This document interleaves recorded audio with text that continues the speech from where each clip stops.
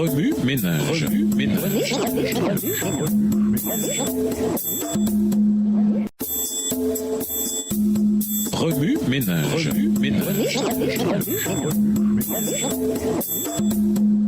Bienvenue à votre émission Remue ménage. Voilà la leçon de lundi. Prêt ou pas prêt?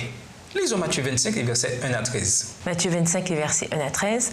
Alors le royaume des cieux sera semblable à 10 vierges qui, ayant pris leur lampe, allèrent à la rencontre de l'époux.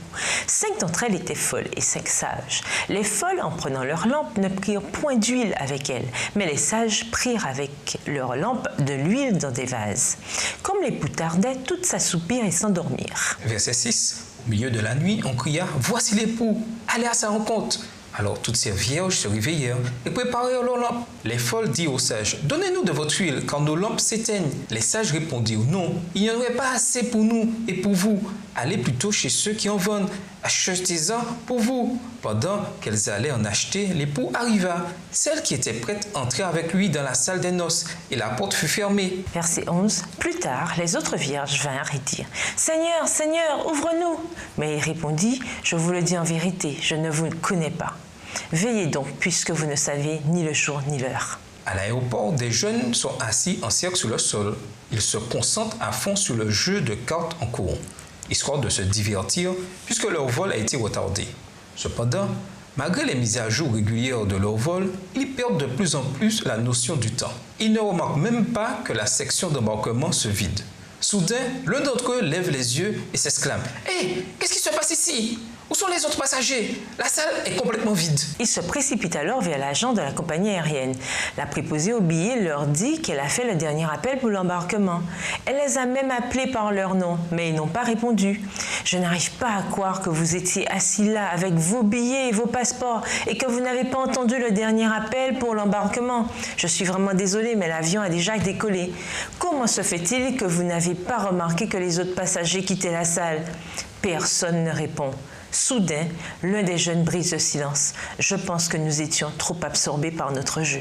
Cette histoire vraie est, en quelque sorte, une version moderne de la parabole des 10 vierges. Elle souligne combien il est facile de se laisser distraire.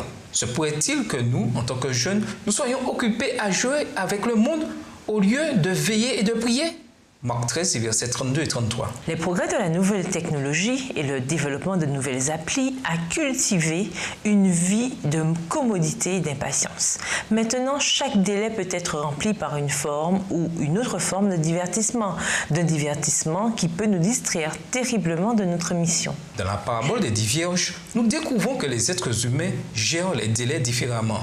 Jésus raconta à ses disciples l'histoire des 10 vierges, illustrant l'expérience de l'Église au temps de sa seconde venue. Les deux catégories de jeunes filles correspondent aux deux classes de personnes qui disent quoi au retour du Seigneur. Toutes sont appelées des vierges à cause de la pureté de leur profession de foi. Elles avaient toutes des lampes et des vases à huile.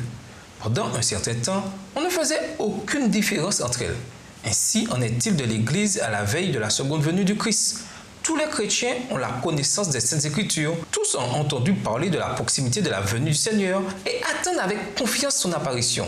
Un délai survient et met à l'épreuve la foi de chacun quand retentit le cri. Beaucoup ne sont pas prêts. Ils n'ont plus d'huile. Ils sont dépourvus du Saint-Esprit. Remue ménage, se pourrait-il que beaucoup de membres d'Église aujourd'hui soient dans le même état que ces jeunes gens à l'aéroport, trop distraits pour remarquer les signes d'avertissement du retour de Jésus? Que pouvez-vous faire pour vous assurer que votre vie n'est pas dépourvue du Saint-Esprit? Au revoir. Et à demain si Dieu veut. Remue ménage. Remue ménage.